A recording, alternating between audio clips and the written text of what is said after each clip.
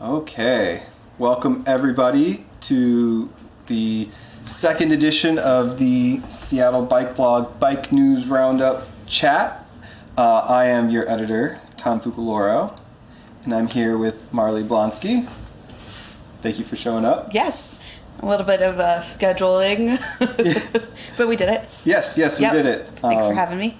Yes, there will be no crying baby in this episode. If you saw, there shouldn't be. Yeah. Yes, I'm excited about that. I've had a fun couple days personally of being the only one at home. When do they Kelly come back? and the kid are out in Denver. They come back this week. Okay. So I've had a couple days of like playing music late at night. It's been kind of nice. Yeah. My partner has also been out of town this week, which I need to like do so much laundry before he gets back. Right. So the Bike News Roundup video is we're going to go through a couple stories that kind of, caught my eye in recent weeks and just kind of talk about them. It'll be very casual. And we should just get into it. But the first one is actually a couple weeks old, but starring Marley in the Washington Post. Democracy dies in darkness.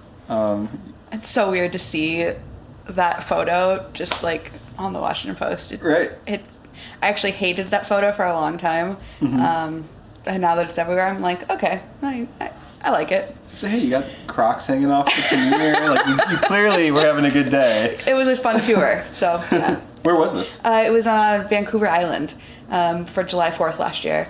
I went up with a couple girlfriends and we took the ferry to Victoria and then rode around up in that area, which I highly recommend. You wanted to go somewhere where they were not celebrating America. It worked. Mm-hmm. No fireworks, I bet. Well, it's right by Canada Day, and so there were definitely some leftover fireworks too. Okay. So turns out people celebrate everywhere. Yeah, and fireworks are pretty fun. Yeah. So I guess tell me a little bit about how this story happened. Like, where did it come from? Like, Yeah. How did it happen? Yes.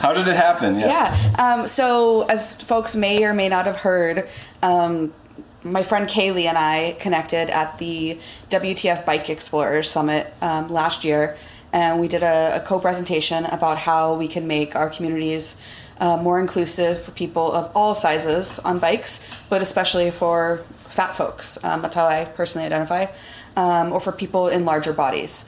And then we were encouraged to submit that presentation to the League of American Bicyclists. They do an annual or a national bike summit every year. Mm-hmm. And so we submitted it. It got accepted as a proposal, and so we'll be going to Washington, D.C. to give this proposal in a couple weeks. And we started doing the math on it and realized this is going to be a pretty expensive trip. Flights and hotel and just kind of all the logistics that went into it. And so Kaylee and I were kind of like, well, maybe we'll ask some industry folks for money to just offset the cost, because neither of us work in the bike industry. And then after talking to some friends, they're like, well, I would chip in, $20 or $50 or $100. And that's how we settled on the GoFundMe. And so we launched it. And then we got an email out of the blue from this reporter, Teresa Vargas. And she also is a recreational rider mm-hmm. in Washington, D.C. But she was telling us about how,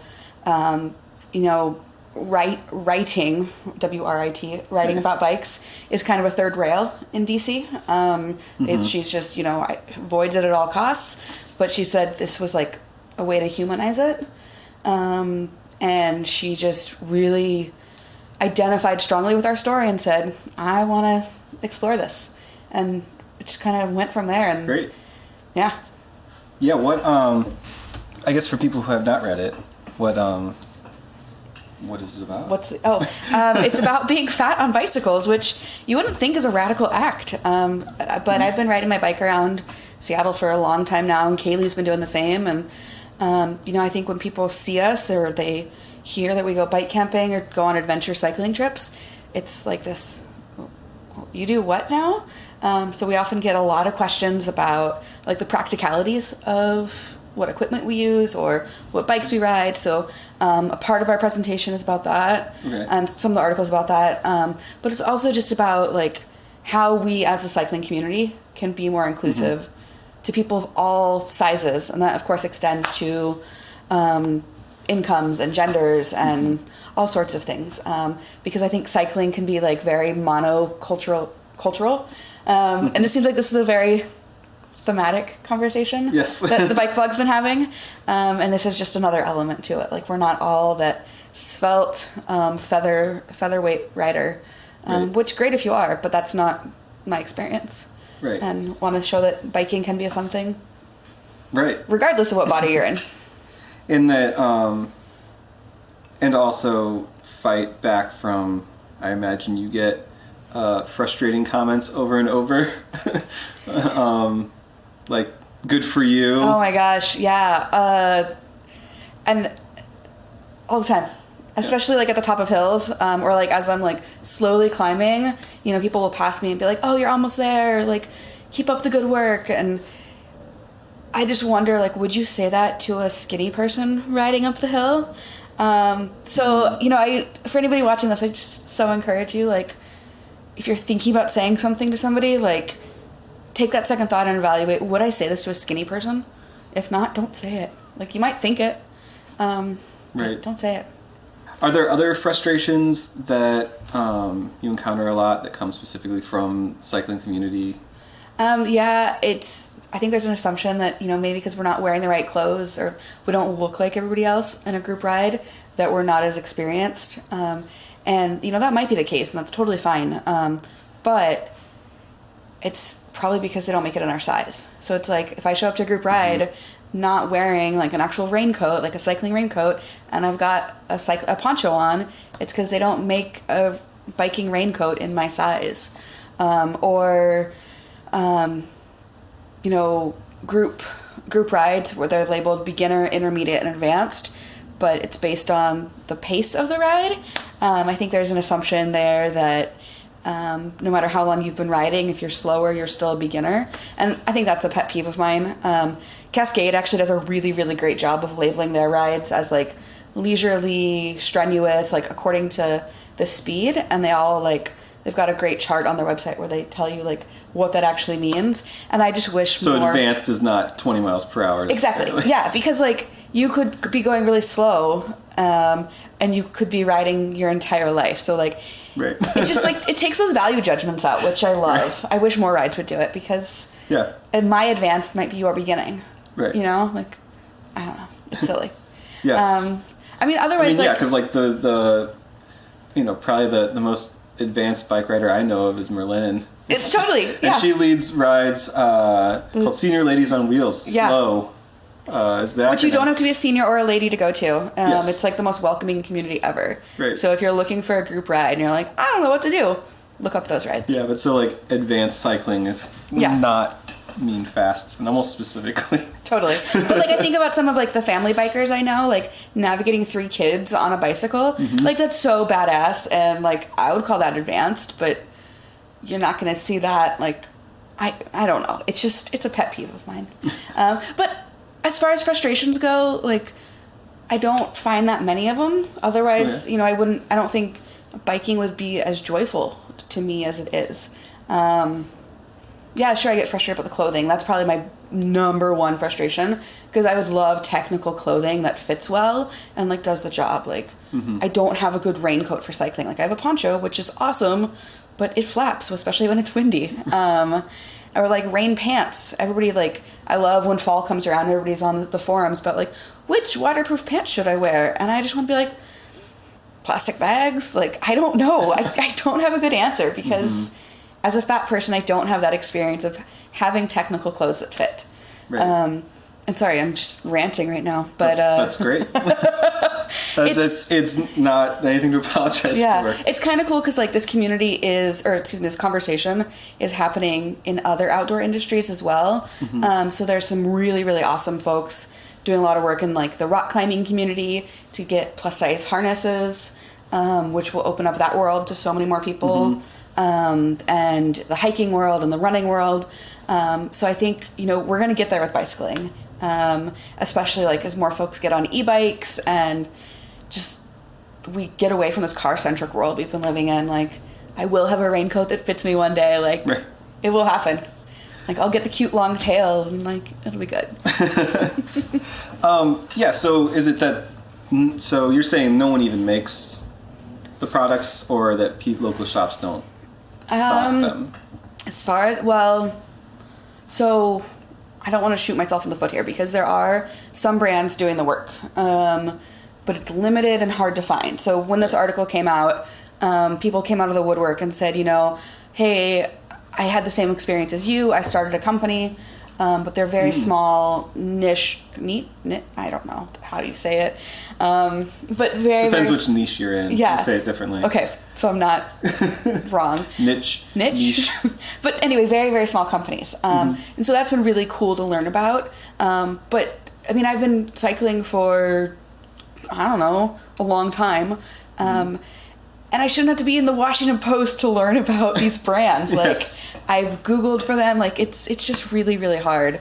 Like, when I go to REI, I can find yoga pants, I can find hiking pants in plus sizes. They started doing that 2 years ago, maybe, which is super awesome.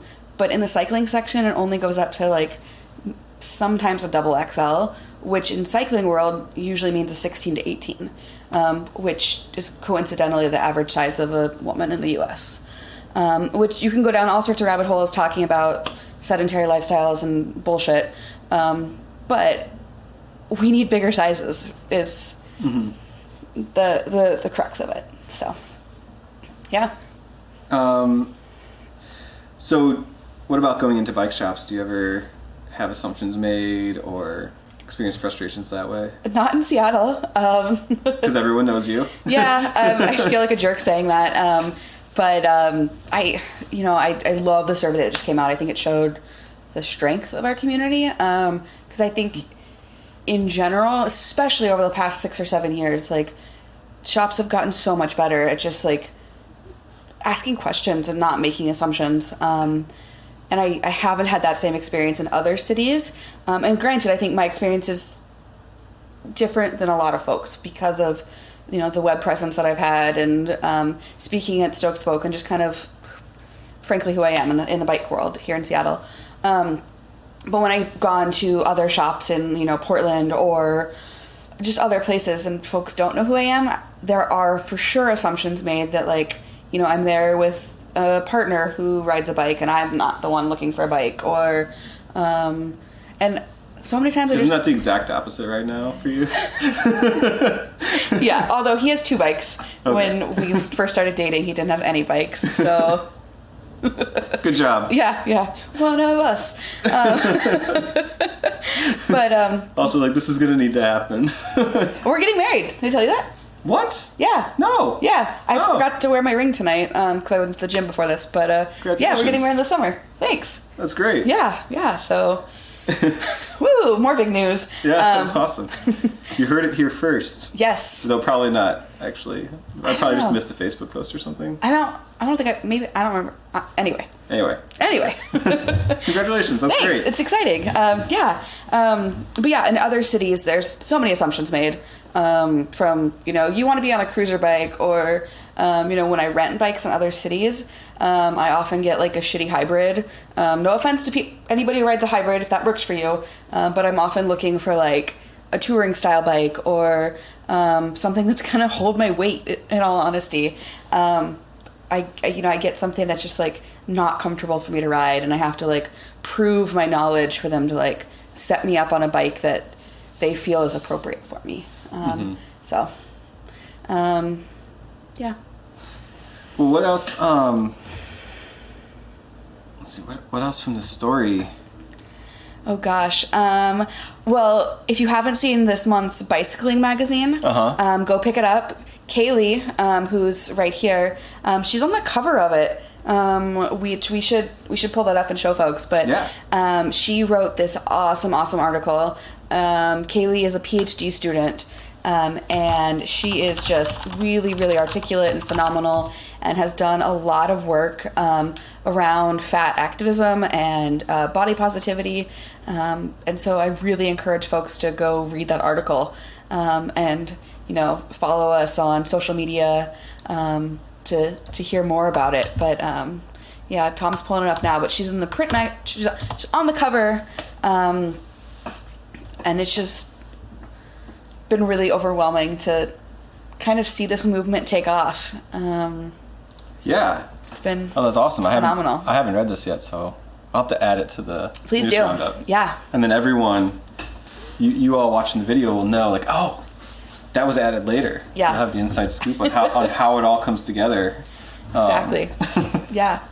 Great. That's awesome. Yeah, so we head to Washington, D.C. in a couple weeks. Really, really excited for it. And actually, the Washington Post article helped us meet our fundraising goal. So anybody who's watching this, thank you. And we exceeded the goal, and so we're actually able to give the talk to a couple extra audiences while we're out there. So we'll give it to the Washington Area Bicyclist Alliance, and then we're also going to take the train up to from DC to New York, and give it to We Bike New York City, which is a women's empowerment focus group. So that's awesome. Yeah, it's really exciting. That's great. And are you doing the talk around here? We have not thought about that, but we should. Yeah. Yeah. It tends to be more, it's like an hour-long kind of seminar.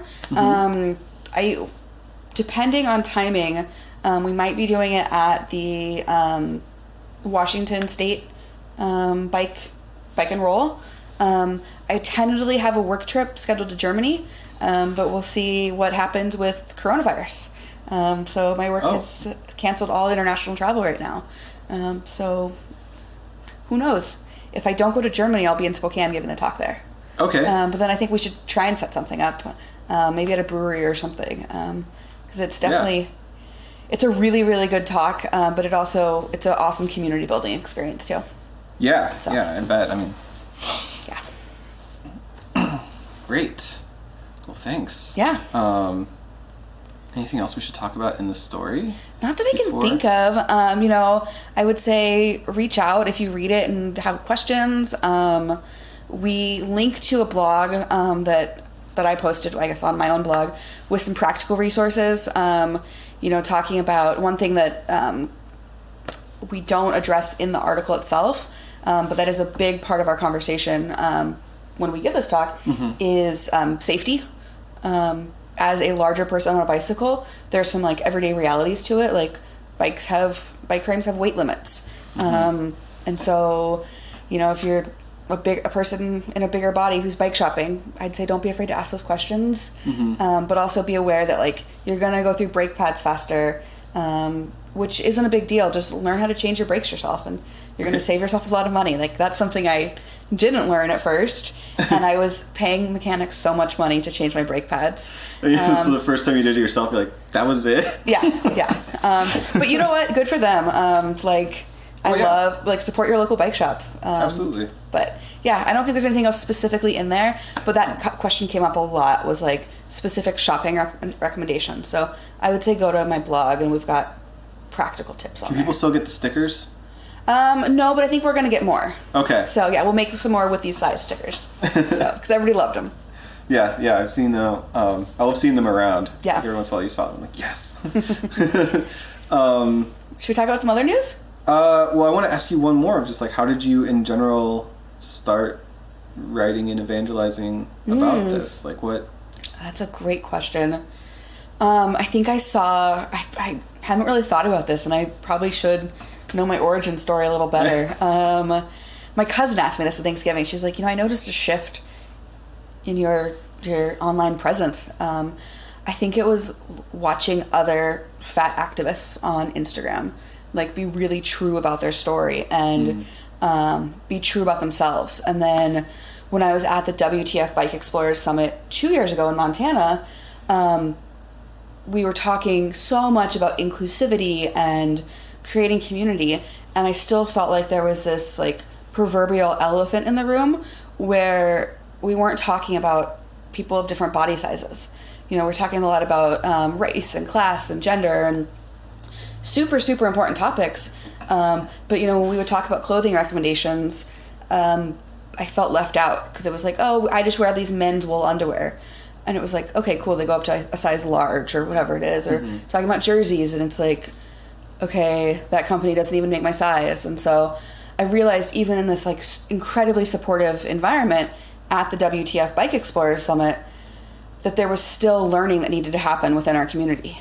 And so I gave the first talk in Montana kind of off the cuff of here's how we can be better right now in this space.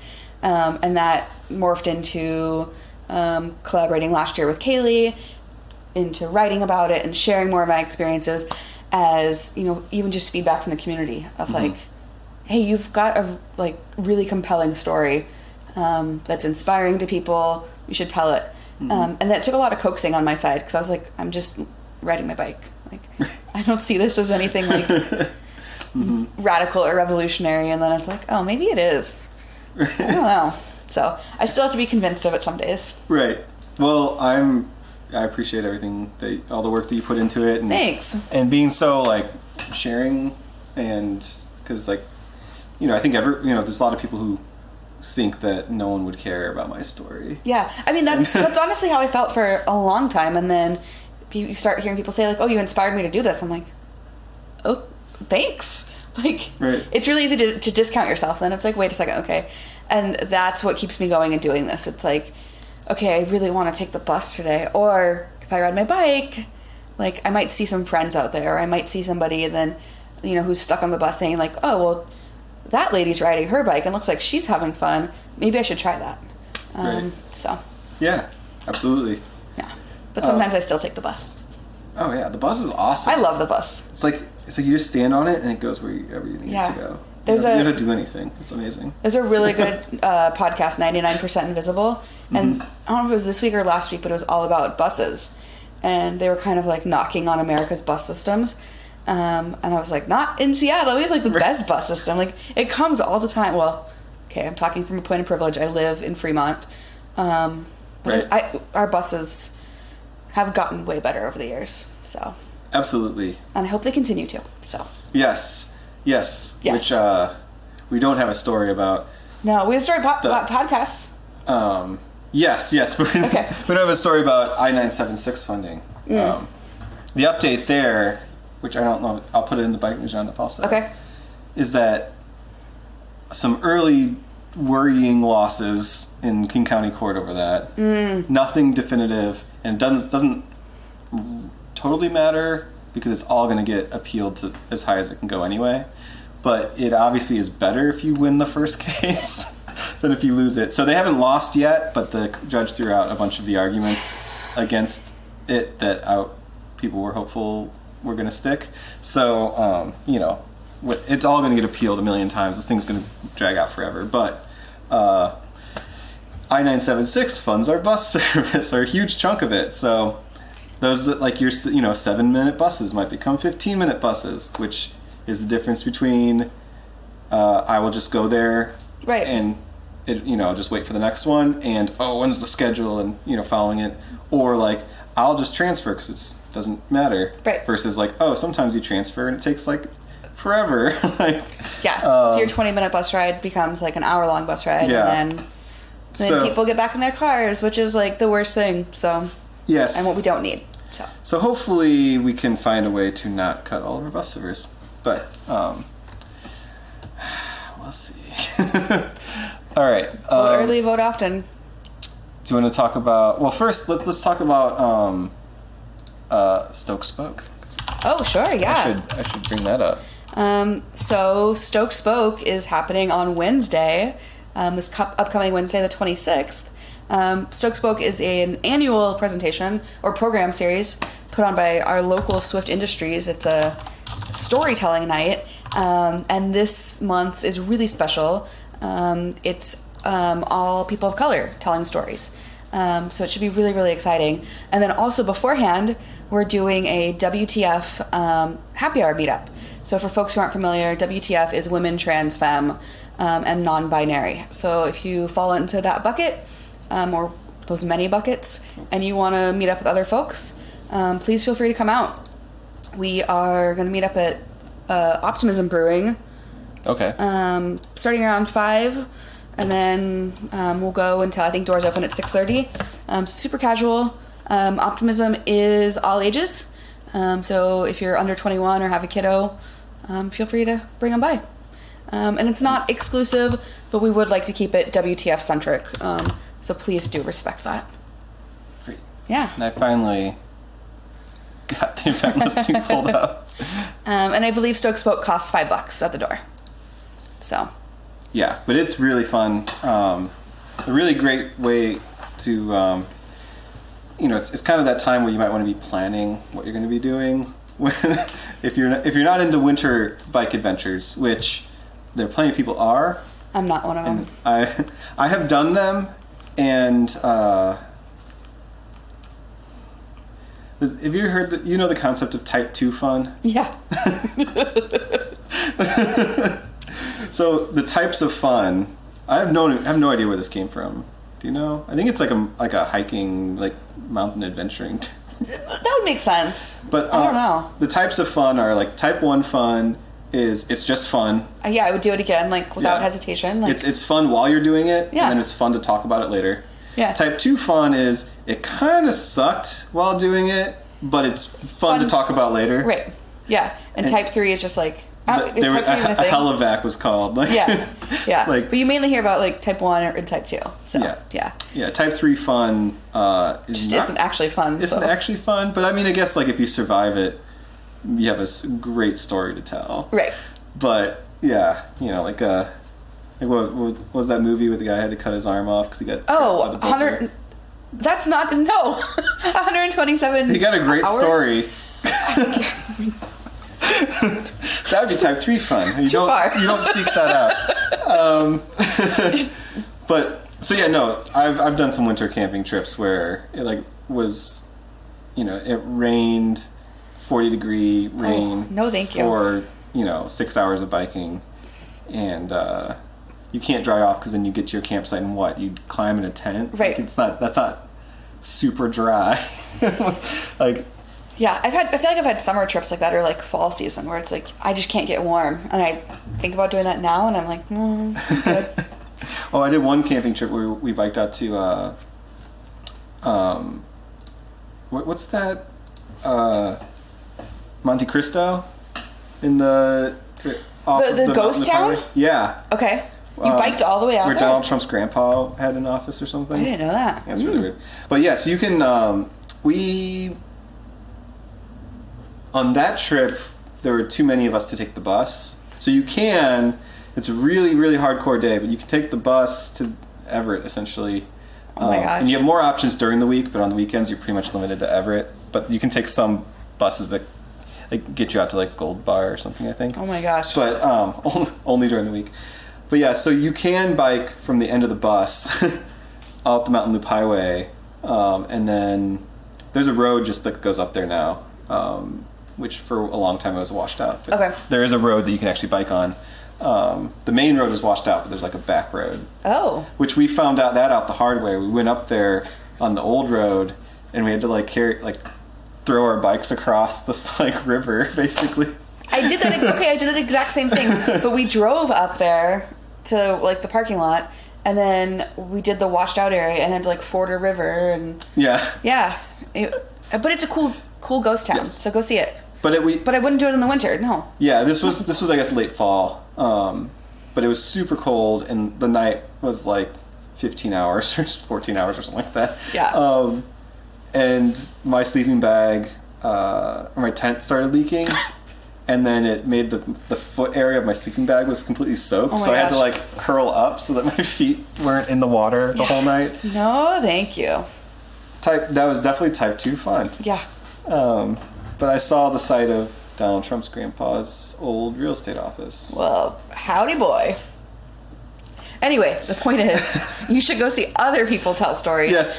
Because they will have pictures and inspiration, and it supports a cool thing. But also, if you're WTF, come hang out with us beforehand at Optimism. Yes. I'm going to blow this up so you can make sure you all see it. And, of course, Swift Industries, Seattle Bike Blog sponsor, right there. So this did not pay us to do this bit, but I guess they sort of did. Swift Industries is amazing. They're not just because their bags are good. They're so supportive as a company of just everything. Yep. I love them. Okay. What should we talk about next? Podcasts. I've been trying to get to this podcast the whole time. Okay. I'm really excited about this one.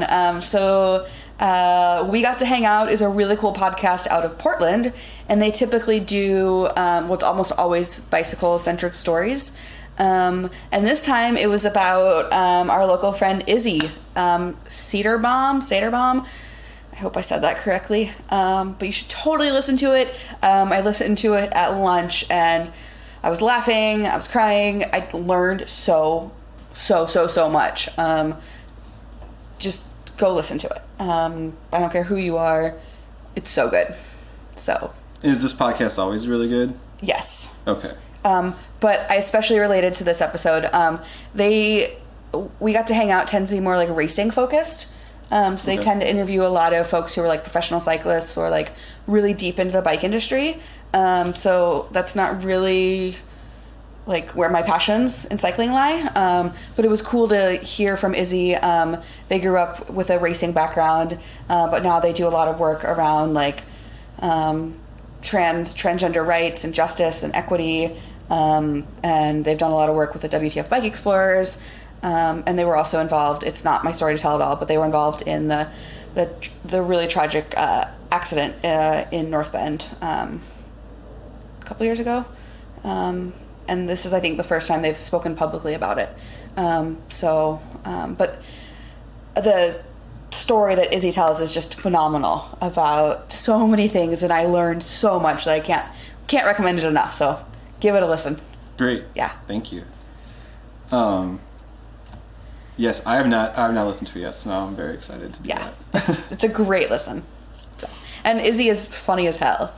Like, I found myself laughing so many times. Awesome. So, yeah. That sounds great. Yeah, Thank it's you. really good. All right. Let's look at a story from our list. Oh, this one. Yeah, this one. This is Seattle Times. I think it got cut off because so this okay. So this story, there's a lot to unpack in this story. So there's this building with, like these units in this building. Like the cheapest you could possibly get is about $600,000, and they go up to like over $1 million. Yeah. For one bedrooms here that we were talking about. And so It's downtown. Yeah, it's right next to Pike Place Market. Well, it's at, what is it? Stewart and something. It's downtown. Yeah. Between downtown and Belltown, or it's probably technically Belltown. And they're finding what the point of the story is saying is that they didn't build a ton of parking for every unit. They built 62 parking stalls for 262 residences. Right. And they're saying that they're having a hard time selling these because of the parking. Yeah. Which I find it hard to believe, but maybe that's just my skepticism. Nobody I know is buying $1.5 million condos. I have friends who are fortunate enough to be buying, but they're not buying that. Right. And I know there is a lot of like outside investment money coming into this town. Yeah, it's what's interesting is so it's costing. They're charging $100,000 for a parking space in this building. I think. I think so. Yeah. And people don't like the idea of paying $100,000. Right. For a parking space, but that's how much it costs. How much it costs to build? Yeah. So I think the Urbanist tweeted out this link, and they said Seattle Times decries or the lack of socialism for cars. Like the idea that like everyone in the building should subsidize the people who have parking spaces. Right. Is essentially what they're saying.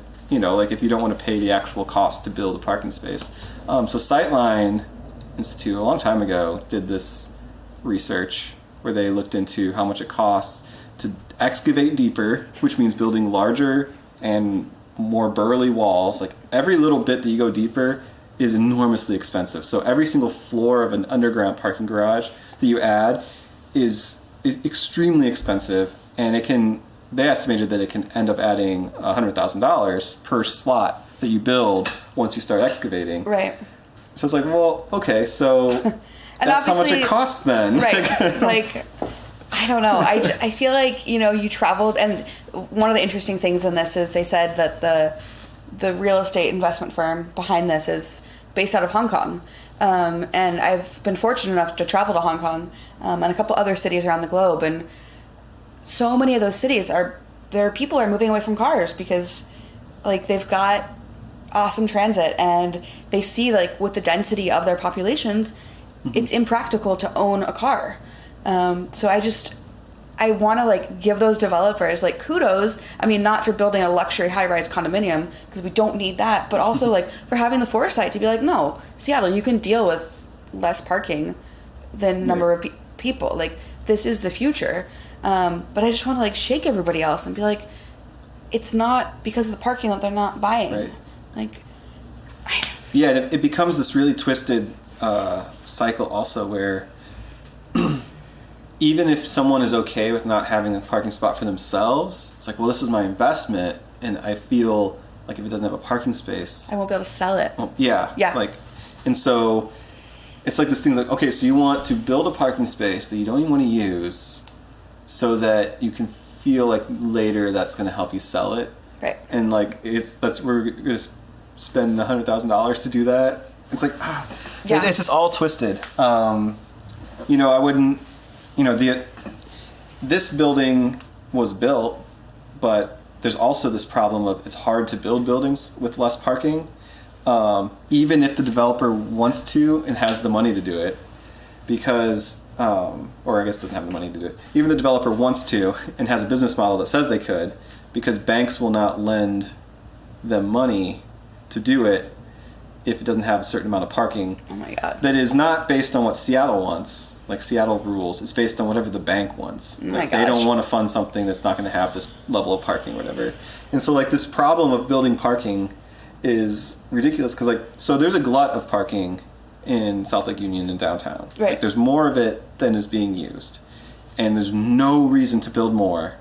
Because like what they end up doing in the story, they're like, well, yeah, we just made a deal with the lot across the street that had a bunch of empty spaces, and so you can park across the street. Oh my gosh. But people like, it's not yours, it's like you're renting it space, and people want it to be theirs, I guess, is what the articles say. Excuse me. But like there's already too much parking. Like you cannot physically get enough cars into downtown to fill those parking spaces. Like traffic's too bad. Right. Like you can't get them in and out. So there's no need to build more. And yet we keep doing it for reasons. Capitalism says that this is what we need to do. Right. And so we do it.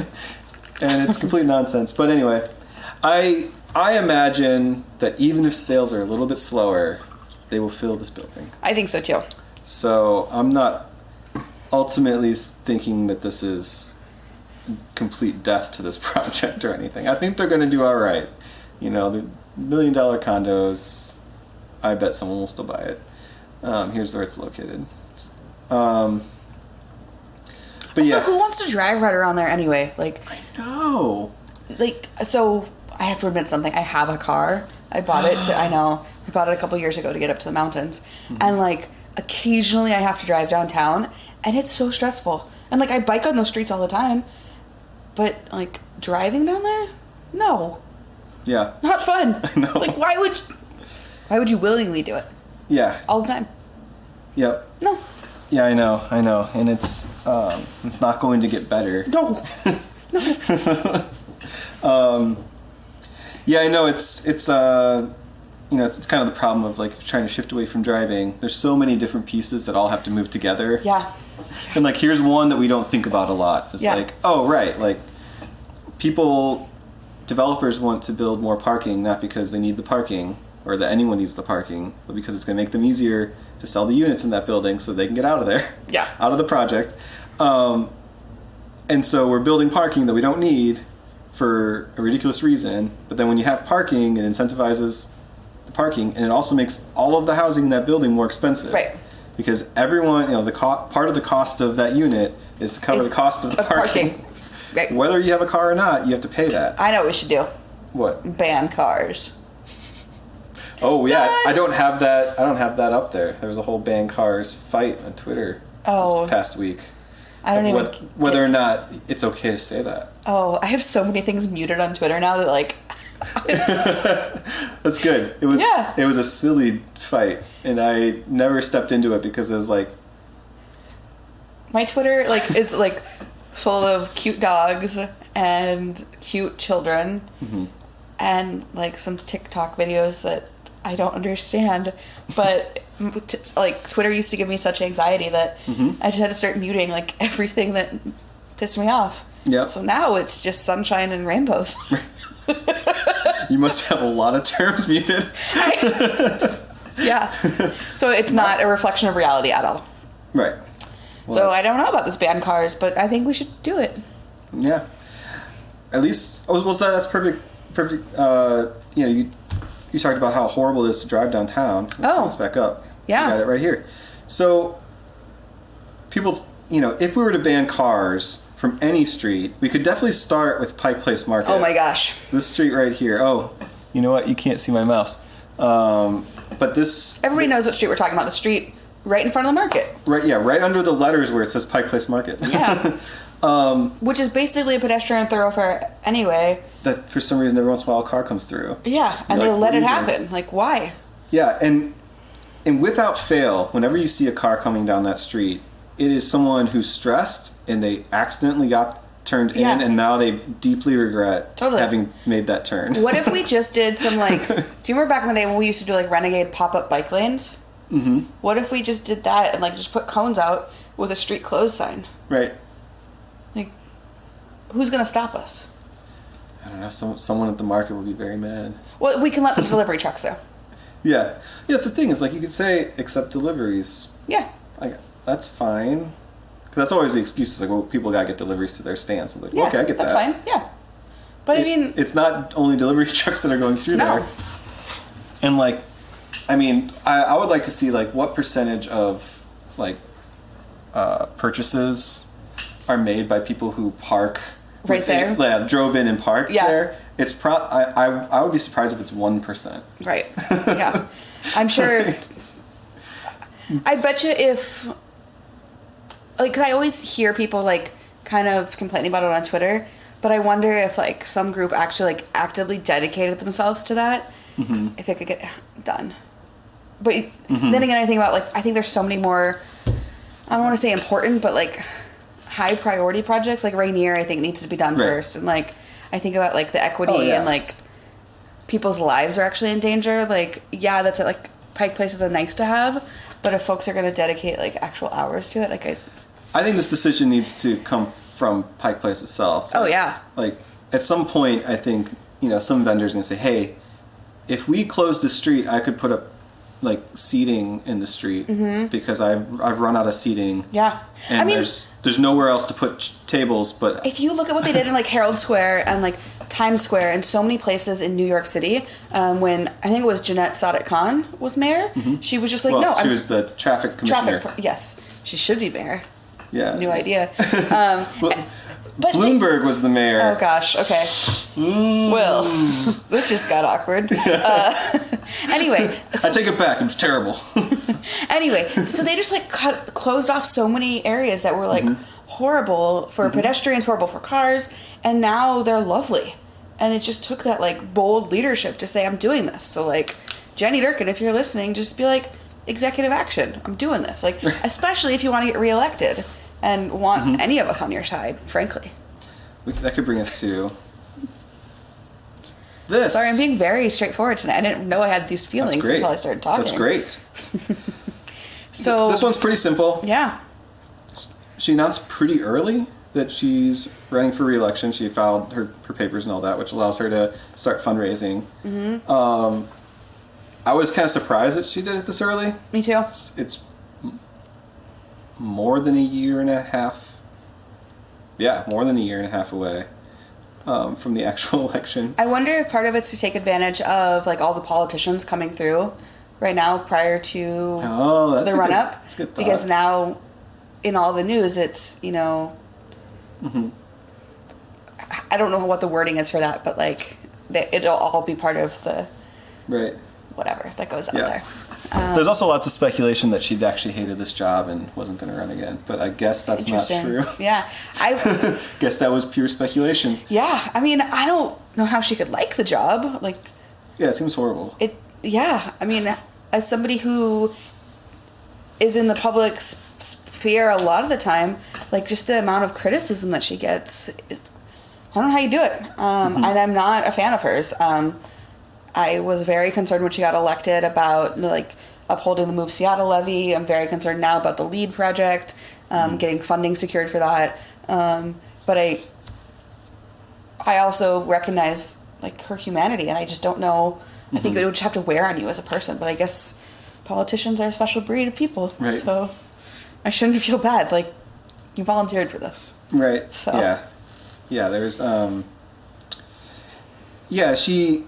she announced right after she had done like this press conference in South Lake Union announcing how we were gonna celebrating all the bike lanes that we built in downtown, which is like okay, the completed bike network. Yeah, the completed bike network, which she didn't actually say that at the thing, but and it's like, okay, well, things have indeed started back up. They were on pause for a while, right? And people were very frustrated, and they have started again. We're way behind because we took a year and a half off. And to be fair, and I tweeted this out, and people I think responded pretty well to it. We have come a long ways, and I don't think it's at the pace any of us want. But like I rode the other day, because I used to live on Capitol Hill. I don't go there very often anymore. But I rode with my partner, who is a brand new cyclist. We rode from Capitol Hill through downtown to the International District, entirely on protected bike lanes. Well, I guess not fully protected, but almost entirely. And like it felt safe, it felt comfortable. We were able to chat with each other the whole time. And like even 2 years ago, you couldn't do that. So I know. And there's of course room for improvement. Like coming down Pike, I think it's Pike, where then you have to transition onto the sidewalk, and it was like, okay, what are we even doing here? Like, this is not good by any stretch of the imagination. That's really bad. But it's so much better than where we were at. And having been like involved in this work for so long, and like doing outreach to the businesses, and just like even telling them 3 years ago about like we want bike lanes, and they were like, why would we do that? So like just to see it happening, like I don't want us to lose sight of that. Oh yeah, absolutely. I mean, very soon, whenever they finish out Bell Street, you will be able to bike from the Fremont Bridge to the International District without leaving the bike lane. Which is pretty rad. It's unbelievable. Yeah. Absolutely unbelievable. Unimaginable even a couple years ago. Right. Pie in the sky dream kind of thing. I mean, I remember when we didn't have a decent bike lane on 2nd Avenue. Yeah. Like when Cher Kung unfortunately got killed. Like that bike lane was just a death trap because cars were turning into you all the time, and then it was like, okay, we're installing a 2-way with was it McGinn? No, that was Murray. Murray was our mayor, and he made that announcement. It was like, okay, this is happening. Yeah, so, another mayor that everyone was really worried about that he was going to stop everything biking, and then didn't, and we're all like, okay, whoa, we can breathe. Yeah, we're going to do this. Okay, we're going to do it. I guess I thought that you were not going to build any of it, but which Mayor Durkin has been much slower than Ed Murray was to come around to the biking thing. Yeah. She also has the advantage of not being accused by multiple people of sexual abuse. Enforcing a resignation early. So, and it's like doing better than our last mayor, but there's so many things about her I want to support. Like as a queer person, like I love that she's openly gay, and I love that she's a woman, and like, but also I just I do hope that like her election brings up some really awesome candidates. Like I loved who we had running last time, and like I thought it raised some really good conversations. Like Nikita Oliver being in the race was phenomenal. And I hope that it really some of those conversations continue with this next Yes. election. So Yeah, I think that it'll be interesting to see how deep some of the wounds that came out of her first year. Her first year in office was really horrific. Yeah. She basically said no to everything and Yeah. everyone, and like bike people were all like, we haven't heard anything about this product? Is this happening? Like, she won't say yes or no, and eventually you're like, is it no? Yeah. and people were kind of freaking out a little bit.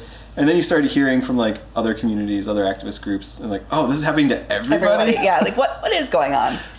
And yeah, there's a lot of just like indecisiveness, but she's trying to turn it around. But it's like, is this too late? Like, now she's already campaigning again, right? As things are getting rolling. Yeah. And then is she going to be able to sell herself as, no, really, like, I don't just do this during a campaign. I really am going to do this even when I'm not campaigning. So I think that those are going to be some interesting questions to see, like, all of those different groups that felt left out of her first couple of years, including people into, safer bike infrastructure. How many of them there are, and whether they're going to forgive her or not. I think it will heavily depend on who else runs. Yeah. We'll I'm see. excited to see what this brings out. Mm-hmm. So. Me too. All right, that's all we need to say about that. Yeah. Should we move on to talking about bicycle benefits? Yeah. So they have a survey right now. Okay, we should say what bicycle benefits is. Do you want to say? Sure. So Bicycle Benefits is a really cool program that you buy a sticker for $5, I believe it is, and you get a little sticker for your helmet, and then you can use it at a bunch of local businesses for discounts. Is that 212 businesses? Is that what that means? I thought this was going to be interactive, but it is not. This is a photo. Where you can find it's like, we're going to go there. SeattleBikeblog.com. I don't know if you've ever been to this website. It's really useful. It has a bicycle benefits navigation bar. Look at that. And it has a map of the participating businesses. And I think it might even be up to date. So if you click on one, what kind of discounts can we get? So if you go to 10% off. Second Base, Flowers on 15th. Yeah, 10% off is like the base level that they'll even accept usually. Yeah. Except for like extenuating circumstances. Like I think they do less than that if you're like a grocery store, because your margins are way too small to do 10%. Here, I'll highlight my favorite one. Oh, and this is going to be another unintended advertiser bit. Central Cinema, 2-for-1 admission. I did not know that. It's the best. Oh, it's the best one in the city. It's awesome. Holy cow. I need to explore this map a little more because I definitely have a bike benefits sticker. And you've gone to Central Cinema and paid Full price. Yeah. Which I'm okay with because they're a really cool local business. Yeah, I know. And they have really good part popcorn of me felt and food. bad using it because I want to give you money. Yeah. Well, just buy more food. Which I did. Yeah. And beer, they'll give you beer. Yeah. As many beers as you want. Well, that's not true, but that's illegal. They'll give you beers while you watch movies, which is really cool. They don't have their deal on here. Oh. Who knows? Oh, that's because they're not on there. That was from the map. Oh, I got real excited almost. I was like, whoa. I know. I was like, what? Chuck's is here? No, Katie's is. Yeah. But yeah, so anyway, they're doing a survey right now, which I'd encourage folks to go do. Sounds like they're trying to figure out how to make it better. And they're also looking for ambassadors. They're not really clear on what ambassadorship entails. I think probably talking up the program and working with local vendors, I would assume. Because I think Bike Benefits is run by one person, which is quite the program. Yeah, nationwide. So Ian, which we've gone bike camping together. He's a fun guy. He's very good at juggling. Fun fact. I didn't even know that about him. Yeah. Next time you see him, ask him about it. Ian is the most interesting person I've ever met in my life. Mm-hmm. He wanders the country and just like sets up bike benefit programs wherever he lands. Yeah. And like he'll like roll into a city with like no idea where he's gonna sleep that night. Yeah. And it just like figures it out. Yeah, we've hosted him. He's stayed with us multiple times. Yep. It's always so fun to have him around. I met him through Maddie Carlson. Yep. He was staying in her backyard for a while. Yep. I remember like what's amazing about Ian is that I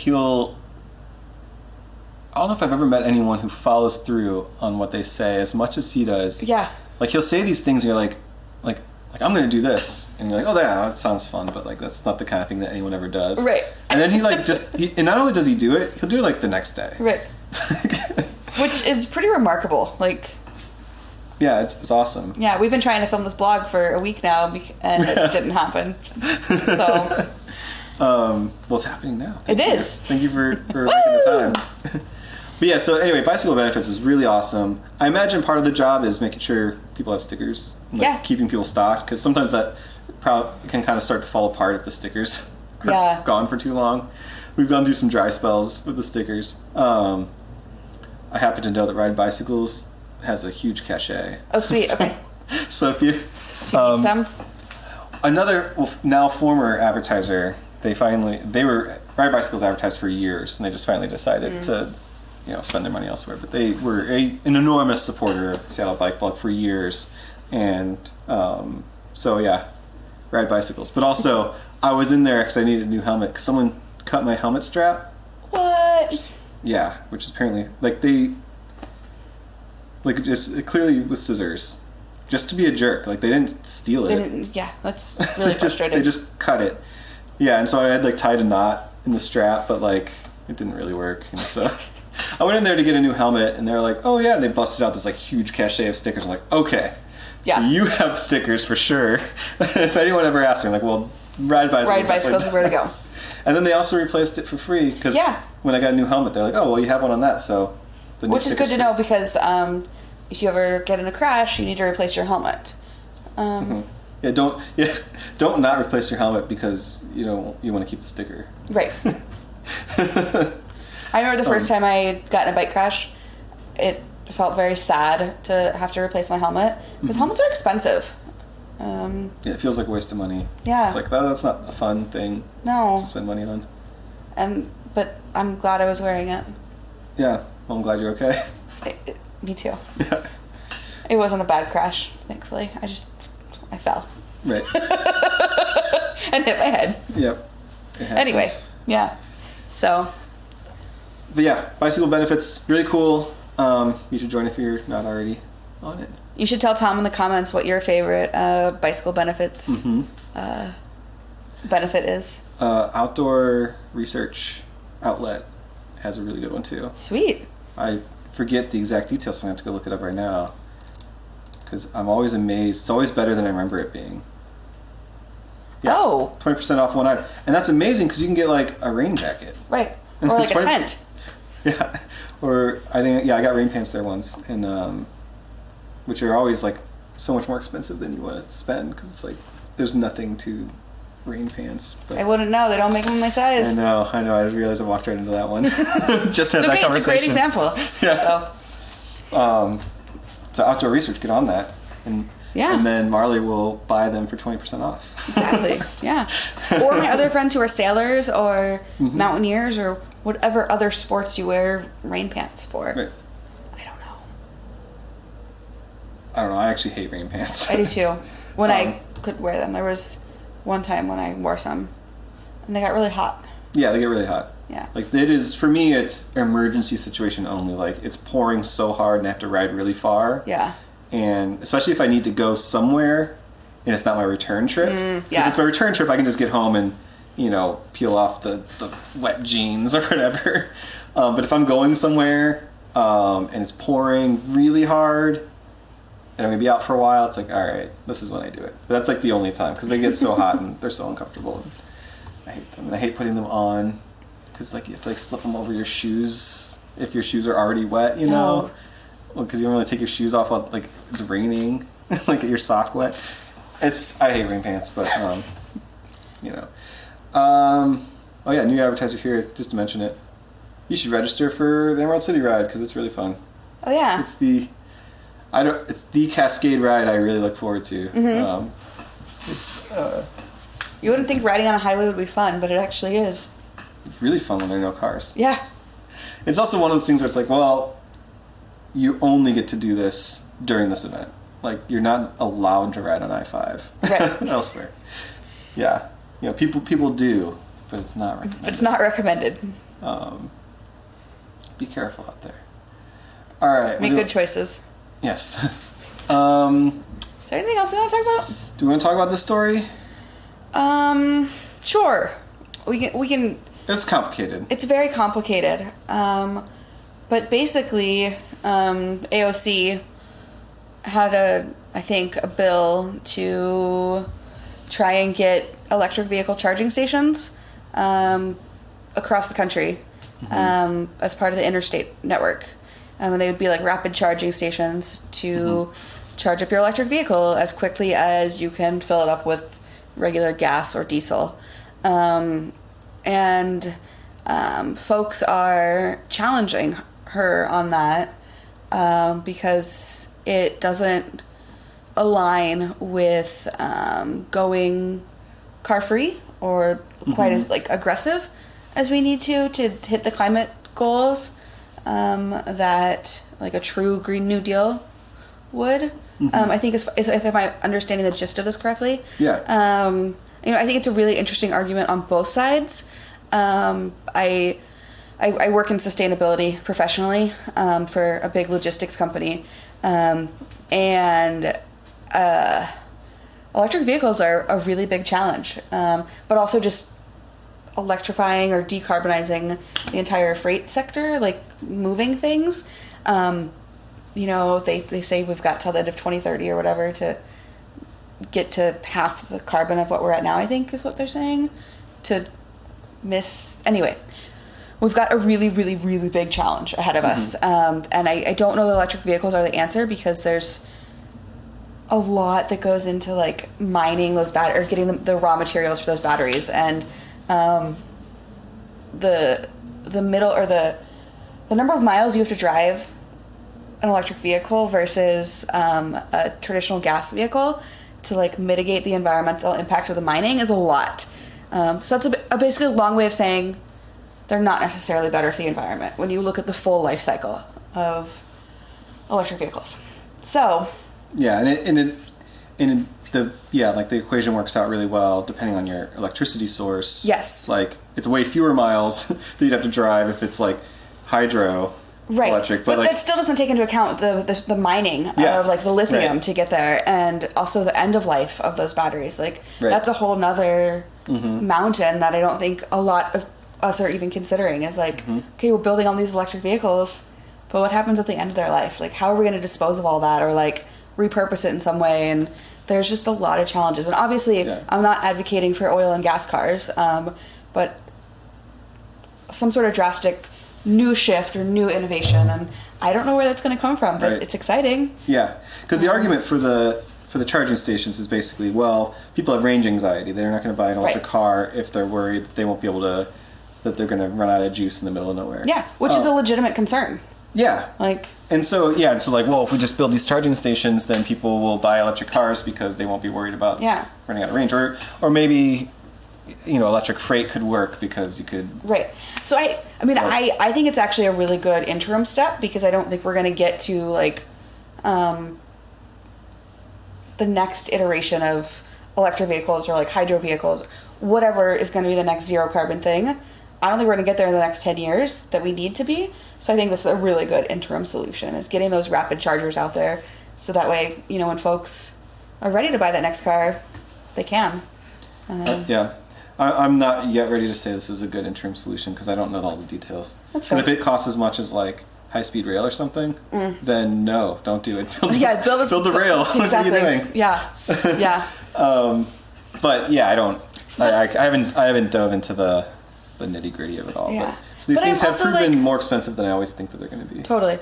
I'm also kind of a realist, and this might get me in trouble with some folks, but like my partner's family lives in Montana, and a lot of my family lives out in like Missouri, and I think we have a lot of work to do in those communities as far as just like basic transportation and convincing folks that they don't need to drive a mile to the grocery store, shrinking those communities down to make them walkable, and even like there's so many challenges, but high-speed rail is one thing, but even just getting people out of their cars in their own neighborhoods is a challenge. I know.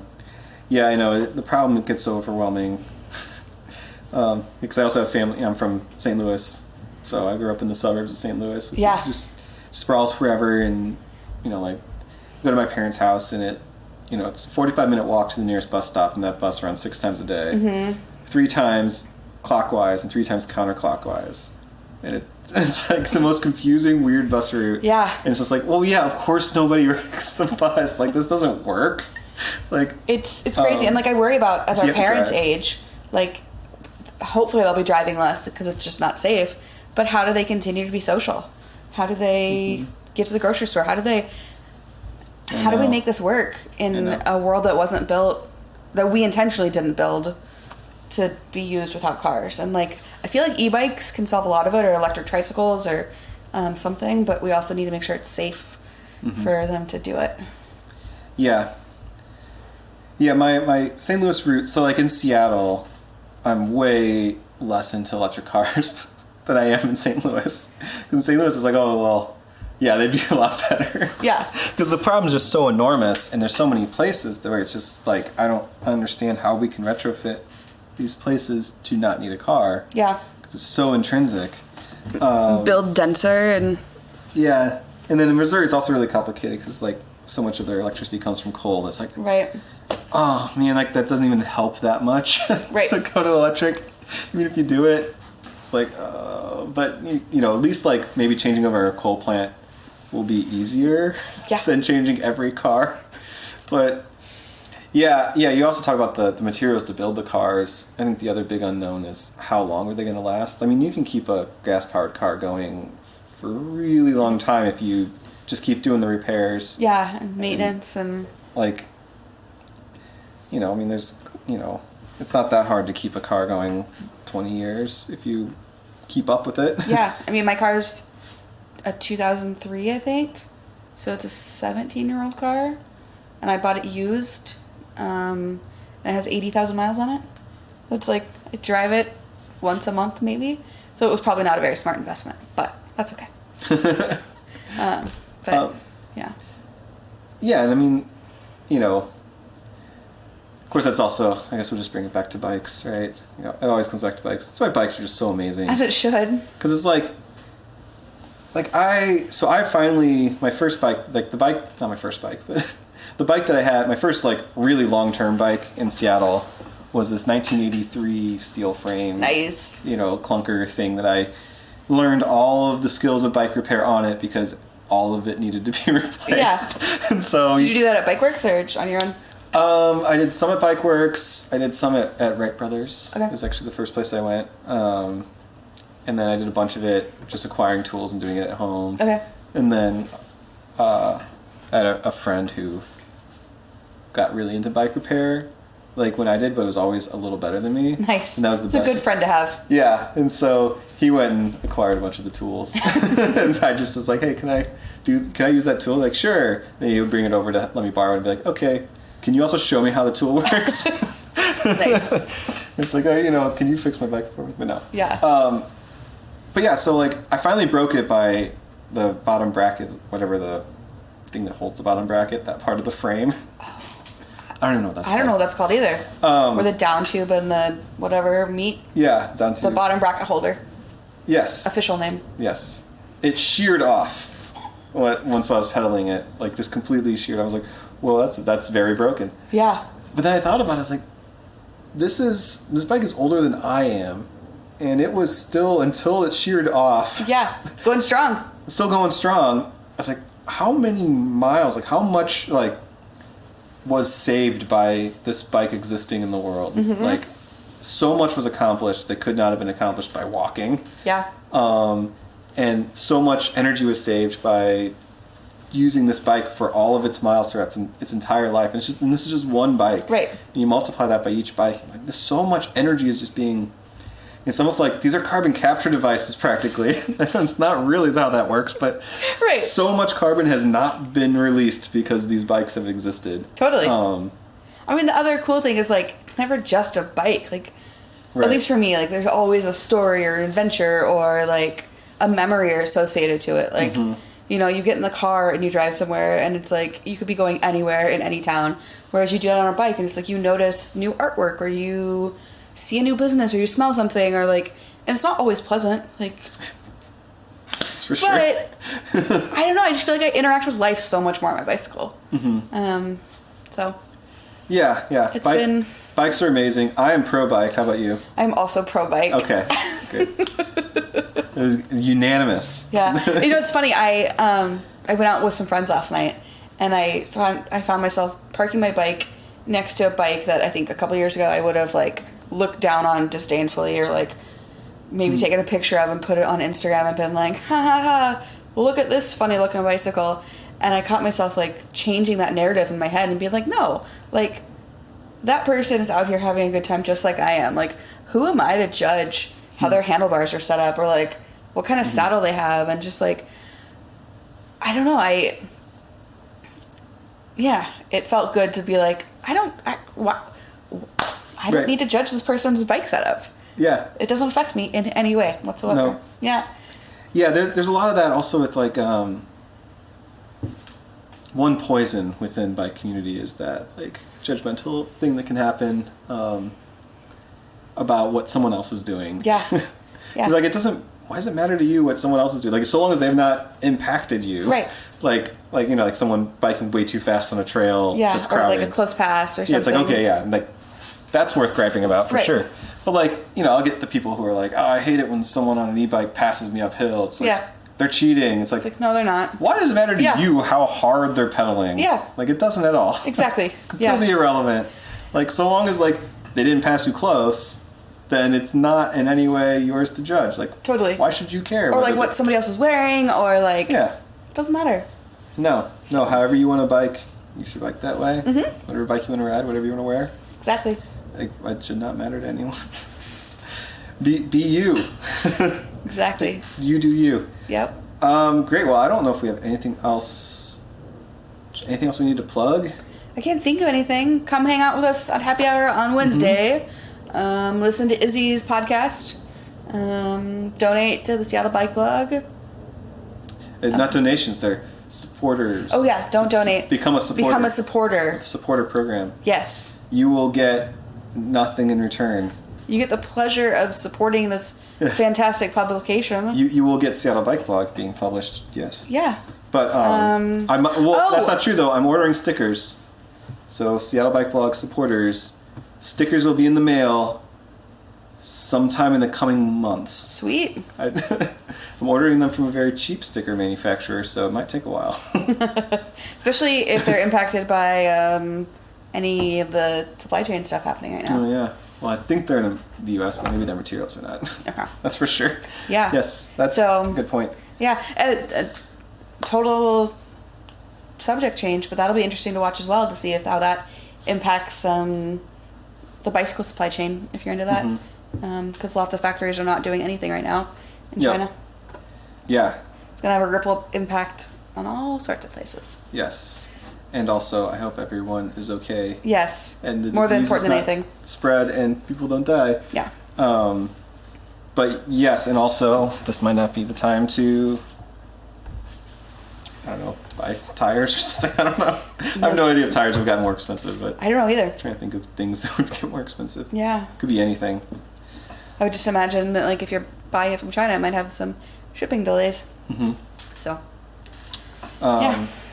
Support your local bike shop. Yep. And also buy their stock. All right, we can roll the outro. What do you say? Thank you so much for joining me. I appreciate your time. Yes. I appreciate all you do in Seattle. Yeah. I don't know, if you see me out on the bike, say hi to me. I'm pretty friendly. All right, outro video. Ooh. Woohoo!